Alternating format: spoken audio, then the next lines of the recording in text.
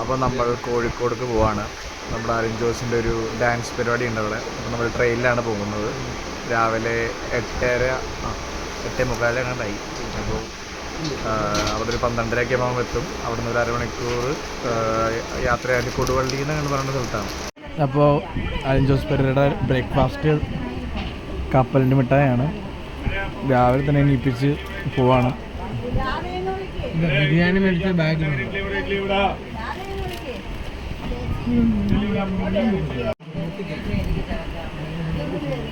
Alin Jose Pereira aloo എത്തുന്നതിന് മുമ്പ് തന്നെ ഉറങ്ങി.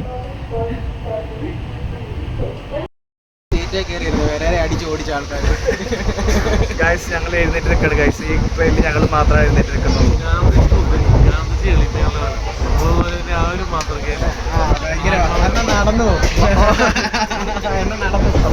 അടുത്ത ജയിലിൽ പോണ ആളാണ് ഇവൻ. അവൻ ഗാന്ധിജി എന്ന് പറയണത്. അവർ ജയിൽവാസം സെറ്റ്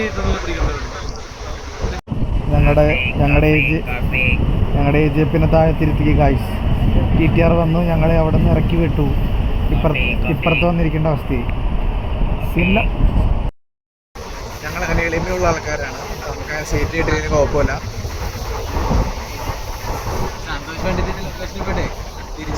നമുക്ക് സംസാരിക്കാൻ കുറേ ആൾക്കാരെ കിട്ടി. ഈ ചേട്ടൻ നല്ല സംസാരപ്രിയനാണ്. കൊല്ലത്താണ് വീട്. പിന്നെ നമ്മുടെ ഒരു കൂട്ടുകാരൻ, ഒരു പണ്ടത്തെ അലിൻ ജോസ് പെരേര അഭിനയിച്ചൊരു കൂട്ടുകാരനാണ്. നമ്മളങ്ങനെ 4 മണിക്കൂർ യാത്രയ്ക്ക് ശേഷം കോഴിക്കോട് എത്തിയിരിക്കുകയാണ് ഗൈസ്. അപ്പോൾ പ്ലാറ്റ്ഫോം 3-ലാണ് ഇവിടെയുള്ള ആൾക്കാർ നമ്മളെ പിക്ക് ചെയ്യാൻ വേണ്ടി നിൽക്കണേ. അവർ ഏകദേശം 1/2 മണിക്കൂർ ആയിട്ട് വെയിറ്റ് ചെയ്ത് നിൽക്കണേ നമ്മളെ. അപ്പോൾ ഈ താറ് റോക്സിലേക്കാണ് നമ്മൾ പോകുന്നത്.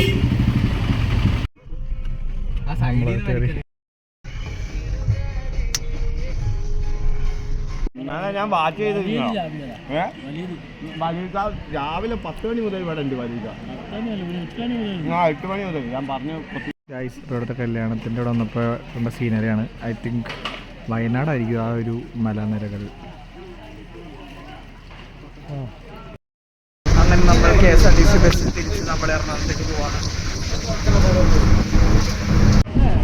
നമ്മുടെ സ്വന്തം KSRTC ആനവണ്ടിയിലൊരു യാത്ര ടു എറണാകുളം. അപ്പോൾ ഇവിടെ നമ്മുടെ കോഴിക്കോട് നിന്ന് നമ്മുടെ എറണാകുളം വരെയുള്ള ടിക്കറ്റ് പ്രൈസ് എന്ന് പറഞ്ഞാൽ ഒരാൾക്ക് 250 രൂപയാണ്. നമ്മളിപ്പോൾ കോഴിക്കോട് സ്റ്റാൻഡിൽ നിൽക്കുവാണ്. അപ്പോൾ ഇവിടെ ചാർജിൻ്റെ 1% കുത്തിയിടാൻ വേണ്ടിയിട്ട് ഇങ്ങനെ സൗകര്യമാണ് കേട്ടോ. നമ്മുടെ സ്റ്റാൻഡിൽ ഉണ്ടോ 1% ഉണ്ടാവുള്ളൂ. ഇപ്പോൾ 20% ആയി. ഇനിയിപ്പോൾ അങ്ങനെ നമുക്ക് ഭക്ഷണം കഴിക്കാനായിട്ട് കുറച്ച് സമയം തന്നിട്ടുണ്ട് KSRTCക്കാർ. അപ്പോൾ അതിന് വേണ്ടി പോവാണ് നമ്മൾ. അപ്പോൾ ഇവിടെയാണ് നമ്മൾ ഭക്ഷണം കഴിക്കാൻ പോണത്. ഇന്ന് മദേഴ്സ് ഡേ ആയിട്ട് അമ്മ റെസ്റ്റോറൻറ്റിൽ നിന്ന് ഫുഡ് കഴിക്കാം. നമ്മൾ ഫുഡൊക്കെ കഴിച്ചു. നേരെ ബസ്സിൽ കയറി. ഇനി ഒറ്റ പോക്ക് എറണാകുളത്തേക്ക്. എങ്ങനെയുണ്ടായി ഫുഡൊക്കെ? ഫുഡ് കുഴപ്പമില്ല. കണ്ടിരുന്നില്ല ശരിക്കും കണ്ട. അലിൻ ജോസ് പറഞ്ഞു മസാല ദോശയിൽ മസാല പിടിച്ചില്ല.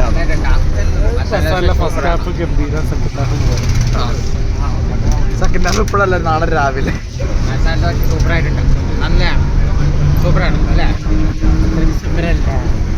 ഞങ്ങളങ്ങനെ ഒരു KSRTC യാത്രയിലാണ്. ഇനിയിപ്പോൾ 3 മണിക്കൂർ നമ്മൾ ഒറ്റ പോക്കാണ് ഇവിടുന്ന്. വേറെ സ്ഥലം കുന്നംകുളമാണ്. നമ്മൾ കുന്നംകുളം എത്തി. KSRTC നിറഞ്ഞു ഗൈസ്. ഇപ്പോൾ KSRTC നഷ്ടത്തിലല്ല, ലാഭത്തിലാണ്. ഇപ്പോൾ അങ്ങനെ നമ്മൾ തൃശ്ശൂരെത്തി. Thrissur റൗണ്ടിലെത്തിയിരിക്കുകയാണ് guys.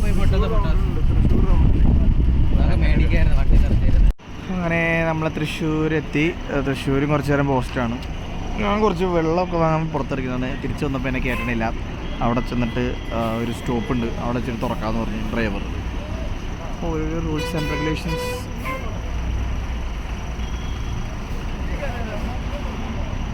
Actually it's not a rule. ഞാനിപ്പോൾ അവിടെ എനിക്ക് വേണ്ടി ഈ വാതിൽ തുറന്ന് തന്നു കഴിഞ്ഞാൽ ഇവിടെയുള്ള എല്ലാവരിലേക്ക് കയറാൻ നോക്കും. ഓൾറെഡി ഇവിടെ ഭയങ്കര ബ്ലോക്കാണ്. അതുകൊണ്ടാണ് ആ ഡ്രൈവർ തുറന്നു തരാത്തത്. സീനില്ല, നമുക്ക് വെയിറ്റ് ചെയ്യാം. അങ്ങനെ വീണ്ടും നമ്മൾ അകത്ത് കയറി. പുള്ളിയെ ഞാൻ പറഞ്ഞ കയറ്റി അല്ല കേട്ടതില്ലായിരുന്നു. എന്റെ പേര് പറഞ്ഞു ബ്രൈറ്റ്. തൃശ്ശൂരത്തി സുഖല്ലേ? ഇവൻ വെള്ളം മേടിക്കാൻ വിട്ടു, ഞാനൊരു ലേസ് മേടിക്കാൻ വിട്ടു. എന്നിട്ട് വെള്ളവും കിട്ടിയില്ല, ആകെപ്പാട് 2 ലേസും കിട്ടി. അല്ല സോറി അല്ല കഞ്ചാവുള്ള വെള്ളം കിട്ടി, ലേസ് കിട്ടിയില്ല. ഇവനാ എന്തുട്ര ശനി നീ പറയണത്?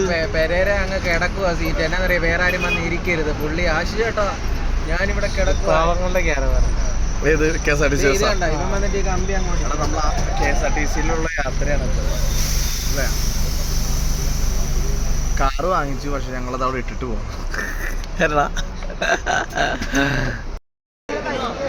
ബ്രൈറ്റിന് ലേസ് വേണമെന്നുള്ളത് കൊണ്ട് ഞങ്ങൾ ലേസ് വാങ്ങി. അങ്ങനെ ലേസ് വേണ്ടെന്ന് പറഞ്ഞാലും ജോസ് ലേസിൻ്റെ പാക്കറ്റ് കണ്ടപ്പോൾ ലേസ് വാങ്ങി കഴിക്കുന്നു.